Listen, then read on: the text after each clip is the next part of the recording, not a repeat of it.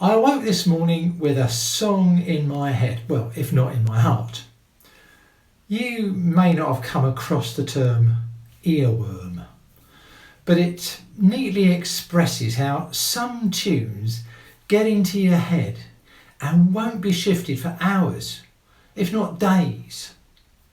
Well, this morning, the tune which I was singing as I awoke was, well, funnily enough, one which reminded me of what Janet and I were doing 5 years ago. We were on sabbatical, and as part of that sabbatical, we visited the island of Iona in the Hebrides, where there's a community of Christians. As part of that visit, we took a boat out to Staffa, the site of Fingal's Cave, made world famous by Mendelssohn's masterpiece. As we stood looking into the cave, we noticed, obviously, how resonant it was. And Janet turned to me and said, "Sing into it." So after some persuasion, I did. The song I sang that day, and which I woke up with this morning in my head, was called "How Can I Keep From Singing?" And it goes like this.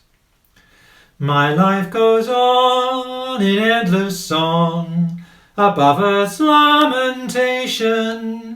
I catch the sweet, though far off hymn, that hails a new creation.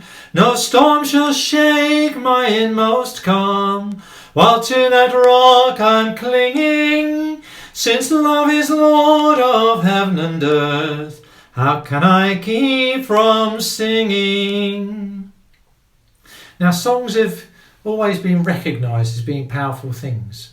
Music hath charms to soothe the savage breast, as the poet says. And it's very rare that a human being is moved not at all by some music or another, even if it isn't always the same from person to person. I mean, some must like jazz, surely. Now, most people have a favourite song, or if not that, then a favourite singer or musician. And almost always those favourites evoke in the listener some memory, good or bad. I can't hear the opening bars of Focus's tune Sylvia, for example, without thinking of going to the Young Vic Theatre in London to watch edgy versions of Shakespeare plays. At that time it was always playing on the PA before the play started for some reason. But the power of music in evoking emotion is not merely to encourage nostalgia. Music is powerful in the present moment also. It's said that James II was sung out of his kingdom. The Protestant resistance to what they saw as his attempt to establish or re-establish Roman Catholicism as the national religion in England coalesced around many things, but one of which was, without doubt, a deceptively simple tune, Lily Bolero. And you only have to watch the famous scene in Rick's Cafe in the film Casablanca to see the defiant resistance of the occupied French stirred up by a rendition of La Marseillaise. And that's saying nothing of the thrill which is felt in the hearts of tens of thousands of Welsh people before a rugby match at the singing of Mahyn Gwladfyn Hadau, or at Anfield when they sing You'll Never Walk Alone at a Liverpool match.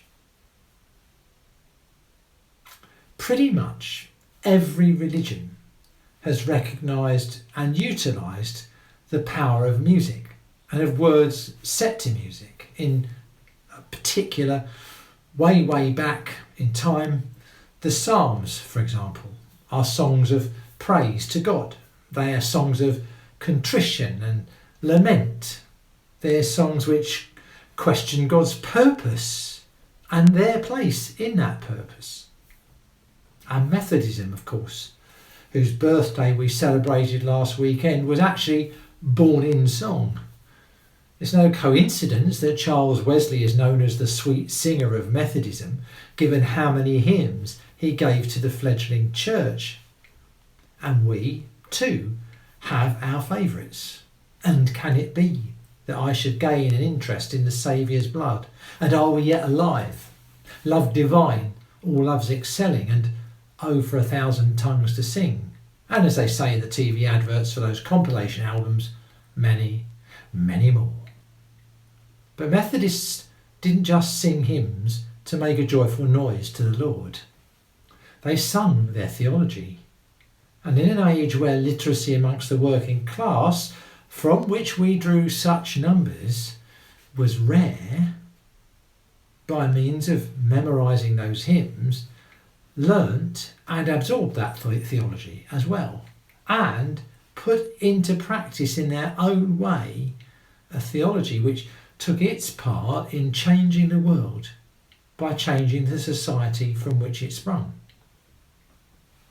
It's well said that the Labour Party owed more to Methodism than to Marxism.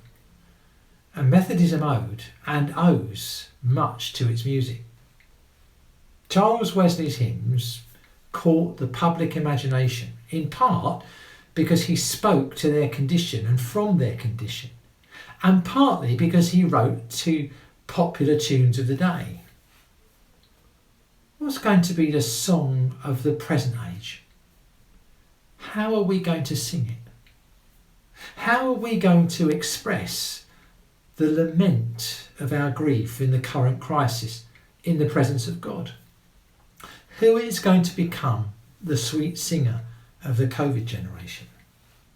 I don't know. But I do know that one day we will sing of what we are going through now.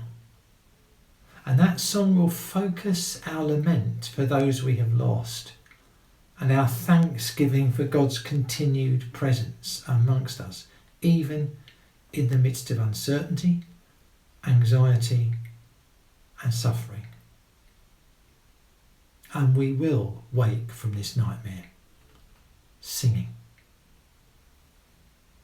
God bless you and stay safe.